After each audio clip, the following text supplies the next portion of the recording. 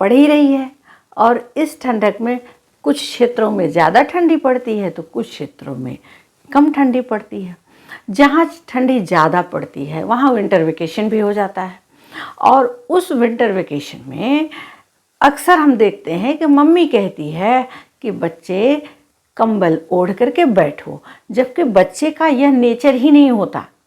क्योंकि बच्चे स्कूल में आ जाते हैं तो उनको लगता है कि वो किसी कैद खाने से निकल करके आए हैं, उतना उछल कूद, इतनी चहलकदमी मचा देते हैं कि उन्हें रोकना बड़ा भारी पड़ता है।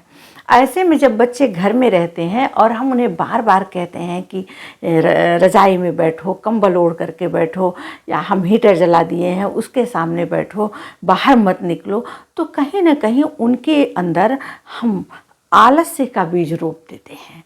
क्योंकि बैठ करके और सोचें कि हम शांत मन से बैठें, वो भी बच्चे बैठें, तो ऐसा संभव नहीं होता, क्योंकि बच्चों की प्रकृति ऐसी नहीं होती।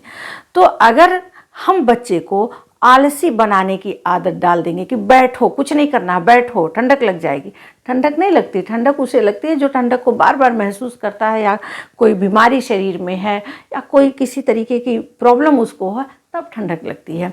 अगर हम बच्चे को खुले मन से दौड़ने दें, खुले मन से खेलने दें, तो उनको ठंडक वैसे भी नहीं लगती।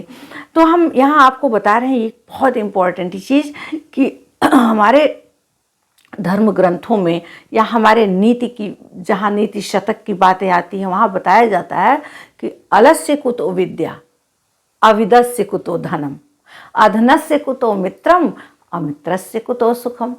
कि आलसी को विद्या नहीं आती, और विद्याहीन व्यक्ति को धन नहीं प्राप्त होता, और धनहीन व्यक्ति को मित्र नहीं मिलता, और जिनके पास मित्र नहीं है उन्हें सुख नहीं मिलता। तो अगर हम इन सारी बातों को अपने बच्चों को बचपन से ही बताना शुरू कर दें कि देखो तुम आलस करोगे तो ऐसा होगा, इसलिए तुम्हें आलसी नहीं बनना है, तुम खेलो, तुम जंप करो, तुम घर में तकिया फाइटिंग करो, उसके साथ साथ अपनी विंटर वेकेशन में पढ़ाई भी करो, क्योंकि पढ़ाई से तुम्हें इतनी सारी चीज़ें प्राप्त होंगी। जब आप उसे बताएंगे कि पढ़ने से क्या क्या मिलता है, तो बच्चा आपकी बात मानेगा, तब वह कंबल में बैठेगा, तब वह रजाई में बैठेगा। और ऐसे उसे आलसी बनाने का कोई मतलब नहीं होता।